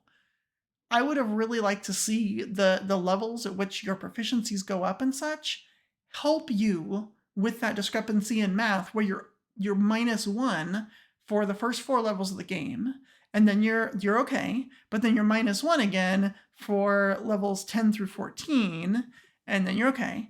And you know what I'm saying? And then you're okay, Mhm. and then you're the same until you hit 20, and you're always just like a half a point behind, basically. And Yeah. that's something I would have liked to have seen them address. And by putting it on an Alchemist chassis, it's not really doing that. I kind of feel that a lot of the powers that you see that the Kineticist gets, they aren't really like because if this class is supposed to be a support utility class like Yeah. Alchemist, and evident by the fact that it uses the Alchemist chassis, then like why are most of the impulses combat? Like the Yeah. 19th level, the 18th level ability for fire, which is absolutely one of the coolest ability names in this game. Let me go ahead and preface with that, because the ability I'm referring to is all shall end in flames, where you literally burn everything around you in a and I quote cataclysmic sphere of death. um that ability does 10d 7d6 fire damage, heightens to 8d10 at 20th level. Like that doesn't sound like a cataclysmic sphere of death to me. That sounds like a mild inconvenience of hot times for that level. Granted, if you're a low level commoner, you're going to get I incinerated. mean, That's that's your pretty fault. Yeah. apocalyptic for for Yeah. your random townie. But yeah. Yeah. But like, I don't know. Like, that's an average of 35 damage at level 18. Like, that, I mean, my experience at high level play in Pathfinder isn't great, but that doesn't sound like an apocalyptic cataclysmic sphere of death to me. And Yeah. there's just a lot of places where the class feels like it wants to be the boom boom explode damage class, but it doesn't do it. It And doesn't do it. it's almost like it's held back by the fact that spellcasters have to cast spells with actual resources, and this Yeah. class could just blast all day whenever it wants to. So um one of the ways that they fix that with the alchemist, because the alchemist needs to blast all day if it's using bombs. If you're a bomb yeah. based alchemist, you need you need to fix that chance to hit so it's on par, and you're only off by like 1 point, like we talked about, right? Because alchemists have the same problem. They're in base, but you want to attack with dexterity, right? And they Mhm. fixed it with them by giving them the bomber's eye elixir at low levels, and eventually an item that just gives you a +1 and circumstance bonus to attacks, right? Yeah, definitely.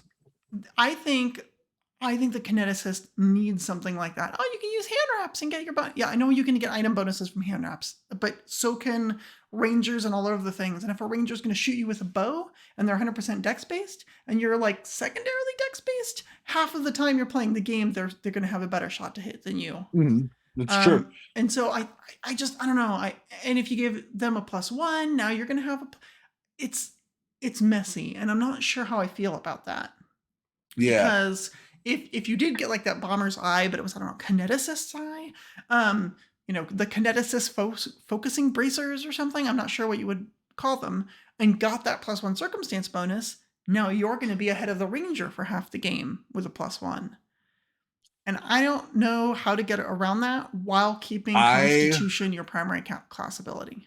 I almost wish that this class said that you could add like half of your charisma, or charisma, half of your constitution to like your attack, your strikes, attack rolls, and damage rolls up to a specific modifier number that was balanced around the highest possible number you can have at a given level. So like almost like what Soulfire does for the Solarian in Starfinder, you know what I'm saying? Just to For bring him those up to spec, yeah. Yeah, I know that this is a Pathfinder show, so I'm going to explain very quickly what I Very mean. quickly. I am from Starfinder world, and in Starfinder, we have a class called the Solarian that's basically the Space Jedi, and it has the same problem. Its key stat is Charisma, but it wants to be hitting things with its sword. And that means that you are probably not going to max out either of those, and you're going to be behind mathematically. So they've designed basically a property rune for your weapon, your solar weapon, that adds half of your charisma to your strength for damage rolls and to make up for this gap. And like, I kind of think that that's what this needs. Like the kineticist just needs to say, like, you can have this up to the number where it's balanced, and you just kind of use both of them. And I feel like that would help, because that way you're not seeing every kineticist has no strength and no dexterity, because they still need that. Because like you would still want some of it. But I think that would help the problem. Yeah, it could definitely help the problem. I don't know how they're going to get out of that design niche. And the only other way I can think of to do it is to take a page from the monk, right? Where you say, okay, your key ability score is strength or dex, you choose. But note that your class DC is not based on that. It is instead based on Constitution. That's true. That's the way you get around it. I think that's fair. Yeah, because then you can get to a point where you're like, Constitution's still important. They're still con based. You have these gates in your body. You have to have a strong body to like better channel the stuff, sure, but it fixes that attack roll problem. And then you're on par with a ranger, and there's no problem. You don't need to do whatever else, and you just go, yeah, use strength or dex. Now the reason they probably don't want to, or con to damage, as Mirror Wolf 9 is saying in chat, because you need, I don't know, you need something. Like right now, I don't know, strength to damage is kind of cool because you're doing melee attacks. Maybe they make a new weapon trait that gives you con to damage or something, or some rule or feet dump or whatever. I don't know. But you could do something like that. And I think that will fix all of the attack roll math and still make con important. I also don't know like if it would hurt the kineticist that much to have con not be the key focus, because like, sure, they have a lot of abilities that use the class DC, but like the bread and butter is still the blasting with strikes. Yeah. Like, so I mean, like that's the thing that you're going to be using most of your actions for round per round. That's the thing that needs to be good, or you're going to feel like you're not having a positive play feel experience. Yes. You're gonna be frustrated, especially anytime you miss by 1. And you're going to be like, yeah, I just don't have a high enough bonus. If I had that guy's bonus, I'd be doing fine. So that's the thing I think they need to fix. Otherwise, it's going to feel a little frustrating as you're playing it. I think the monk solution is probably the best way to go. Yeah. You could even include con as a class ability if people really want to be super tough kineticist person with the highest DCs in the land, sure. But because Constitution is only used in class DC, which is only used in a handful of abilities compared to the number of attack rolls you're making, and it's used in a few things on like there's a feat where you can exclude a number of creatures from your aura, from like you can get a kinetic aura where there's like elemental swirling around you doing something. And there's a feat you can get that allows you to exclude people, kind of like the channeling feat that lets you do the same thing and exclude people from like your positive channels or something. So, or negative channels. So you could say, okay, well, here's what we're going to do. We're going to just say, now con is important for that feat, because if it's only a 14, well, that's only 2 people. I think all of those solutions are good ones. Hopefully everybody goes and gives good feedback so that the designers can improve and iterate on the Kineticist so that it has a positive play experience at everybody's tables and everybody loves it, because the bones of this class, the foundational stuff is great. Like one thing that we haven't talked about that I love is that I mentioned before how the gates give you bonus feats based on like how focused your gate is, you get more. And it reminds me of how spell tricks work. Like how it's one feat that gives you a whole bunch. I love that. It's so cool. I'm here for this class. I just need to see a little bit of adjustment in order to make this like chef's kiss. Yeah, there's a lot of really cool stuff in here. I've been more and more on the air side of elements lately, just really interested in them. And one of the first level feats they get is an aerial boomerang. You get a 60-foot line at first level, which is incredible. It's only 2d4 damage, but it's aerial boomerang. So you throw the thing and then it stays in place for a bit and then it comes back. My problem is that I love all of these. Like they're all so good. Like there's a very clear Dr. Stone reference in Rebirth and Living Stone, where you basically become a rock that walks around and moves.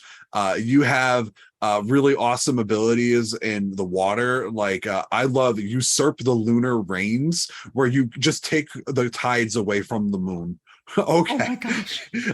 And then Fire has just some of the most edgiest names. I love them. Solar Detonation, Ignite the Sun, Arrive in Conflagration, All Shall End in Flames. Like someone sat down and they wrote the Fire Kineticist and they're like, this class is the supervillain class, even if you're the hero. And I love it. I'm here for it. You could just imagine they're like writing heavy metal lyrics on the side, and then they're also writing the fire feats. Yeah. Absolutely. There's 0% chance. Well, Ignite the Sun is so cool. You create a miniature sun. Like it literally says you create a miniature sun, and it produces light like a sun. It's like a little 5-foot thing. It's so cool. I love it so much. If I ever play a game besides Dustin's game, or when Dustin's firefighter game is over and I can be the fire instead of being a firefighter, I will put suns all over Absalom. I will be the villain that Logan Bonner knew I could be. Jeez. Basically. Let's see. Surging. Water's got some cool stuff called Water Dance is neat. There's one called Return to the Sea. Which yes, you have to say with a piratey voice. I don't know. I can't. Hold on. Return to the sea. No, I can't do it with a pirate voice. Return to the sea. There you go. I did it for you. So good. Have you seen The Shattered Mountain Weeps? Oh my gosh, wait, is that a high level one? It's the 18th level Earth feat. A massive sphere of rock appears overhead, exploding in a cataclysm of falling debris and deadly shrapnel. Wow. All right, that is pretty cool. It's so good. Like, I'm sorry. I get that there are technical issues in this class, and like that's valid, and I would love to see them fixed. No, but that's so cool. The things you can do, and we didn't go into all of them. It's a big document. Go read it all. I just wanted to talk about it and gush about how cool it is. And I honestly didn't mean to get just deep analyze it that long, but no, there's so many cool things in here. That's our job. That's our job that we don't get paid for. That's our job. Fine. I mean, Earth actually, we do get paid for it. You can raise a stone shield. What's that?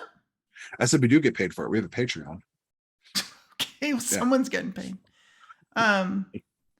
Let's see here.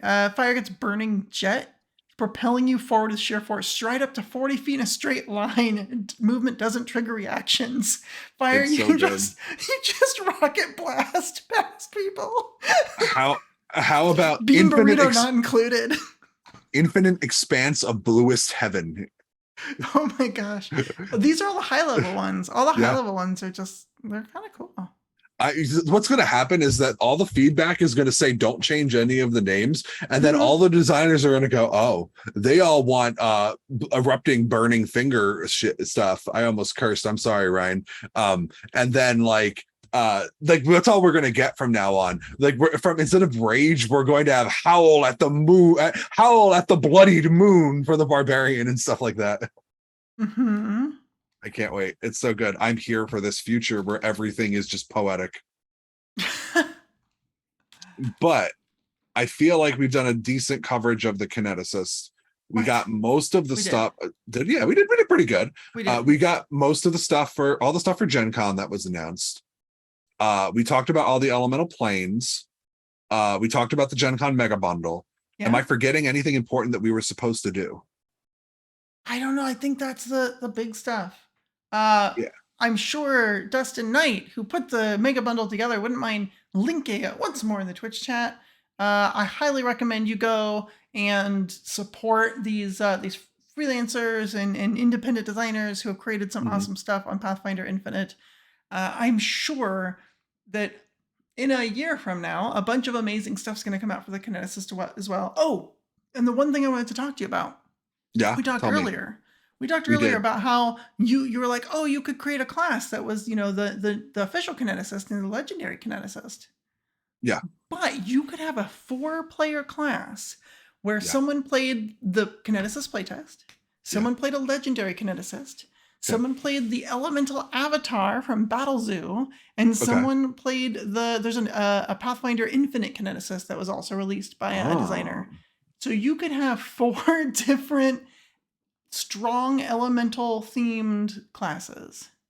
Yeah, you could do a whole 3 of party which of are called elemental power. Kineticist. Yeah. And then you have a wizard who is an elemental mage just for good or laughs, or a druid could do Or it like too. an elemental sorcerer. Yeah. Yeah. Oh, Martic87 in chat says, Vanessa, you didn't cover why there's no Aether Kineticist. Oh, thank you for reminding me, Martic87.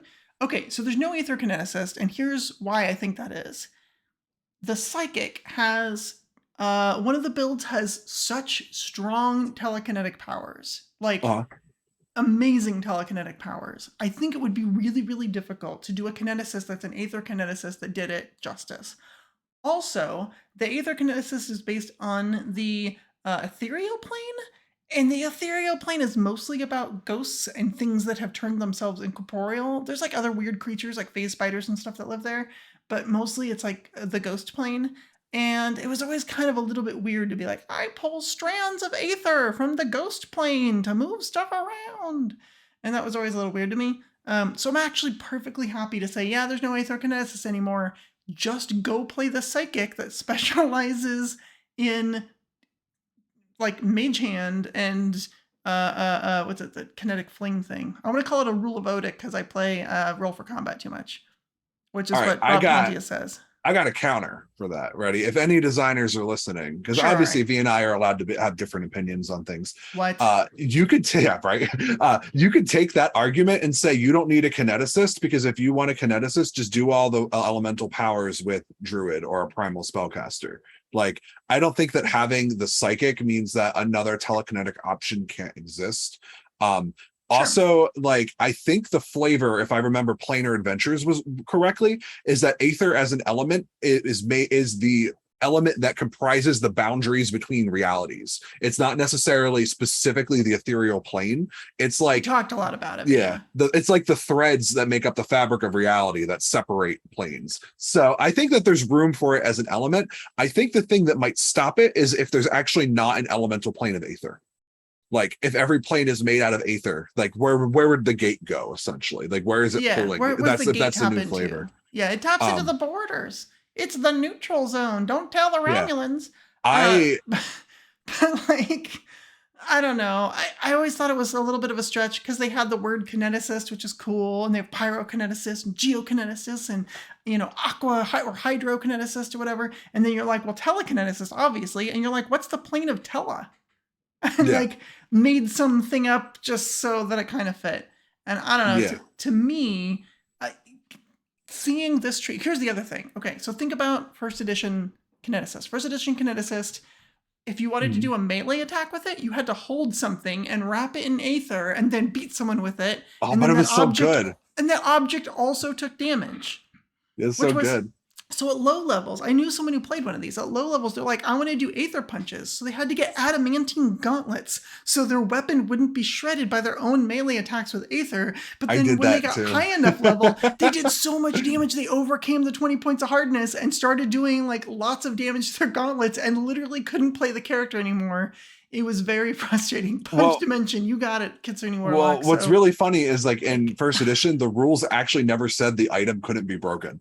Like it just said you needed an item, so I broke my gloves and then beat people with the shredded pieces of my gloves on my Kineticist. But they were supposed to continue taking damage, and at a certain point they become destroyed, and they don't do Yeah, no, anything. doesn't say you can't. It just says it has to be an item. A destroyed item is still an item. I don't know about that, but yeah, it's like it's like how a dead creature is still a corpse. Come on, okay, fine.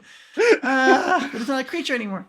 So I don't know. It was kind of silly, but I was just thinking about like the way that they presented this. Like, are you gonna grab strands of aether and like beat people? Maybe, but in first Oh, edition, it was pointed out in chat, the aether elemental existed. They were nasty. oh, they were overpowered. They were the nastiest elemental in the Eleverse. Yeah, I threw one of those at a party that by like second edition concepts would have been like a low or even trivial encounter, and it wiped the floor with people. It It's was so so good. overpowered. It's like when you throw colored out of spaces at the party that they just eat them. It's like enjoy. Oh my gosh. Nom, nom, nom. Mardic87 says carry a fistful of coppers. That's actually what my Aether Kineticist did in first edition, except I used gold pieces because everyone complained about how expensive gunslingers were at one gold piece per bullet. And I said, fine, I will do an Aether Kineticist and I will throw gold pieces at people at one gold piece per bullet. And I am not going to go and pick that up. Gold is a soft metal. And so when it hits someone for 8d6 damage, there are shards of gold everywhere. I am not tracking those down. That's so funny. Well, then just pick up a new shard and hit them with that one. It's fine. Just do one coin. It's dust. It's like, it's nothing at that point. I did 300 damage on a crit in first edition. It doesn't exist. It's broken down into its component elements. I just did fission.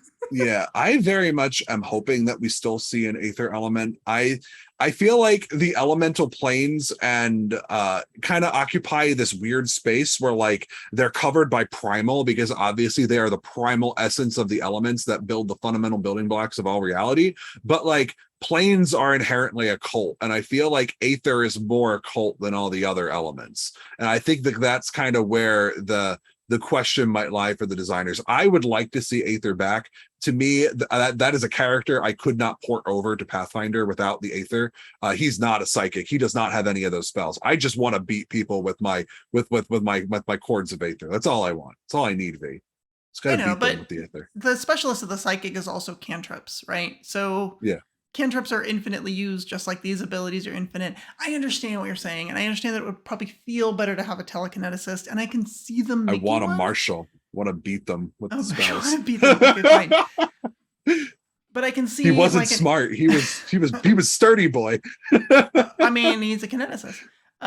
What I can see is like I could see it happening, but there might be enough tweaks you have to make that aether, for example, might have to be its own gate, right? Yeah. Like when you're picking a dedicated gate or dual gate or a universal gate, you might just have to have the aether gate as its own thing. Can you imagine if they did entropy and like dissolution, like the Vanguard as its own gate? Like elemental, all the elements collapsing and dissolving into nothingness, the absolute stillness of the dead before space that all time will revert to.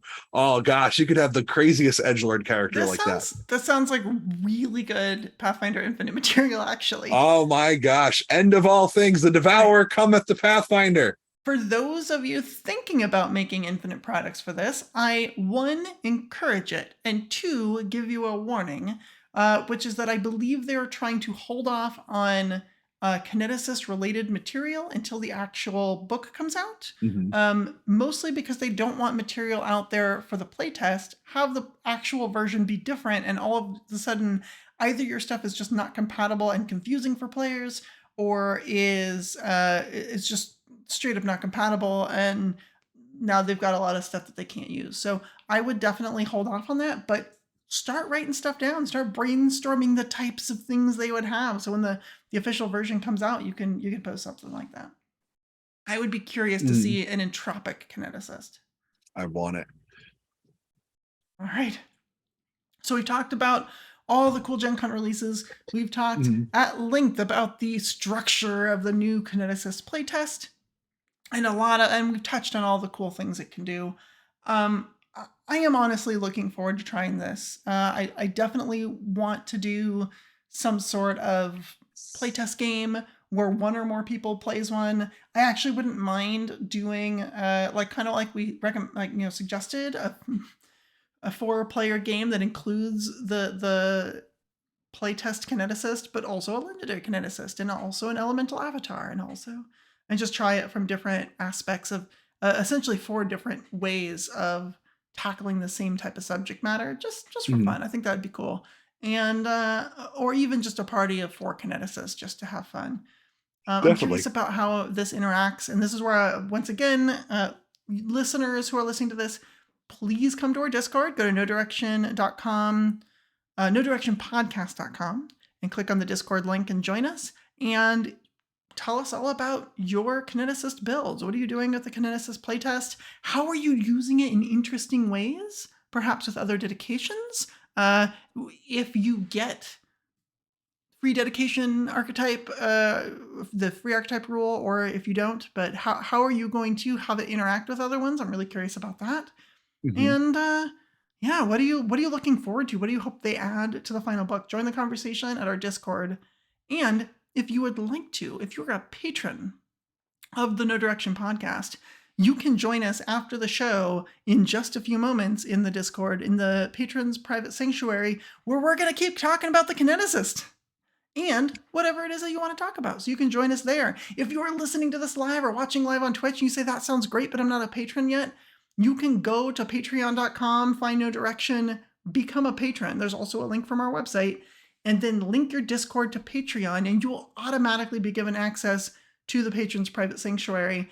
And I'm gonna give you a bonus that I was trying to give you last time.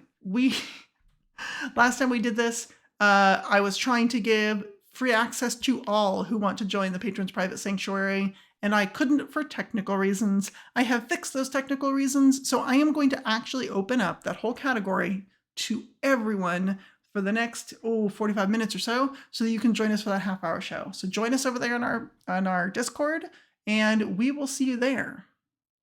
We're going to do a quick wrap-ups and shout-outs, just because I think we've got a couple things we want to talk about before that starts. That gives you a few minutes to take care of that. Alex, let's do the. I got the thing. Wrap-ups and shout-outs. Wrap-ups and shout-outs. Wrap-ups and shout-outs. All right. Who let the goblins in? I know. Cue the goblins. What do you have for our wrap-ups and shout-outs? Well, first thing I want to shout out to is the GenCon Mega Bundle. We've talked about it several times. Make sure you support that because there's a lot of great content in there. It's also a great way to help out people in the show. I, myself, Dustin, I think Vanessa, you and Helen have some stuff in there, and I think Louise Loza does some as well. vellum and lace. Yeah, so there's a lot of great content in there. There's over $200 with products. Make sure you pick it up. It's very helpful to a lot of people. And you also get great stuff that you can use in your games or maybe just to inspire yourself. Yeah. I also wanted to, this is kind of, I hate to do this because I'm so excited. No, do it.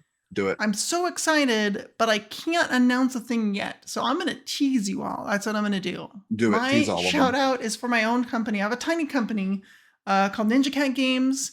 It's a tiny, tiny, tiny little independent game studio, and we're developing some stuff that I can't announce yet. So it's like, well, why are you telling us this? We're getting so close to an announcement. And I don't know when it's going to happen. A big one. A very big announcement. It's like picking a lock, and you don't know when all the tumblers are finally going to be in place, but you're working on it. And as soon as all those tumblers are in place, I will have an announcement. But I have a little game studio, and I have some big stuff happening for it. And I really want to announce our first game, which will probably happen in the next month or so, hopefully, if all the tumblers land where they're supposed to. And if you want to know about it, please follow my Twitter at ninja_cat games. I'm announcing an announcement, says Paper Ninja. That's right. So yeah, follow me at ninja_cat games for Ninja Cat Games. And we've got some really cool stuff happening.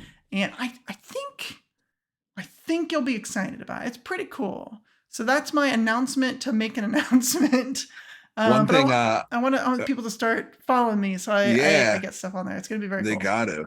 One thing I want to announce, I know that everyone on, I think Beyond has heard by now, but I have written a Starfinder adventure path. I'm writing Starfinder, or Yeah. have written Starfinder 51 into the Dataverse. It is the culmination of the Drift Hackers adventure path, where you find out exactly what caused the Drift crisis and how to stop it.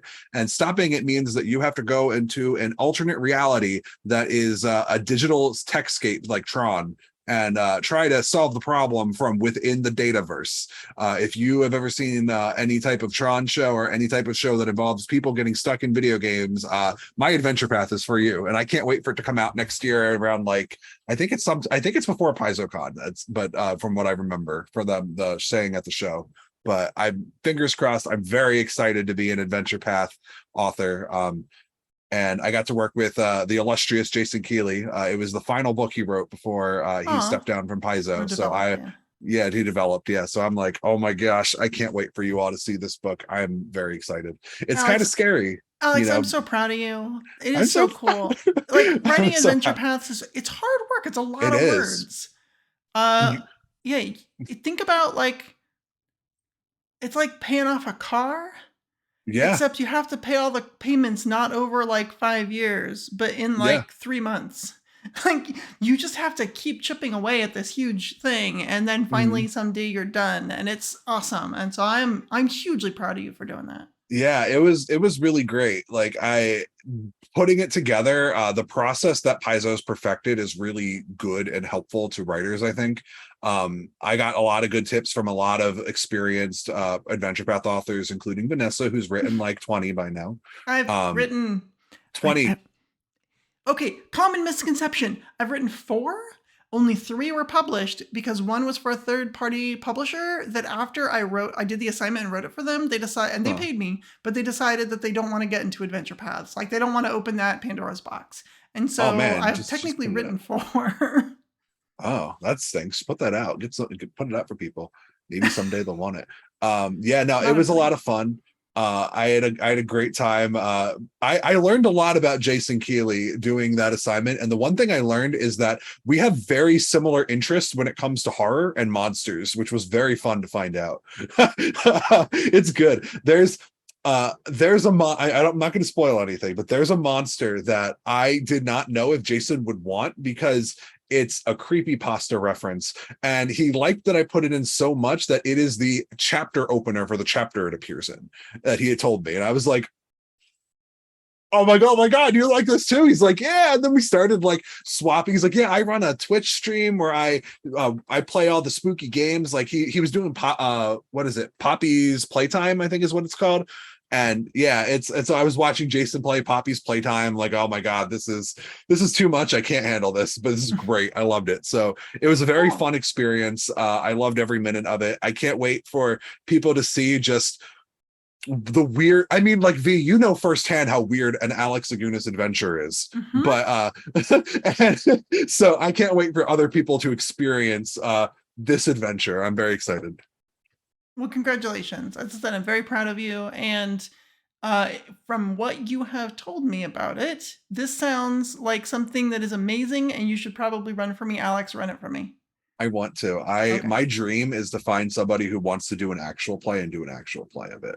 I All would right. love to Well, show everybody, just be like, let me show you. well, there you go. See, Alex is volunteering to run an actual play adventure path, not produce, but run an. So if you're out there and you don't mind producing and editing one, you've and got you a GM on your hands, which is and you pretty want cool. a celebrity GM. I mean, I only wrote this, but I You guess it's only read technically it. a celebrity. That's Sure. fine. I actually reached out to one of my favorite groups of podcasters to see if they'd be interested, and it's like maybe. So we'll see. We'll see. I Maybe. hope it works out. I hope it works out. Well, I thank you hope so so much too. for joining us, everyone. This has been episode 282 of the No Direction podcast. And I'm Vanessa Hoskins. I'm Alexander Agunas. And if you want to find the path, you need no direction.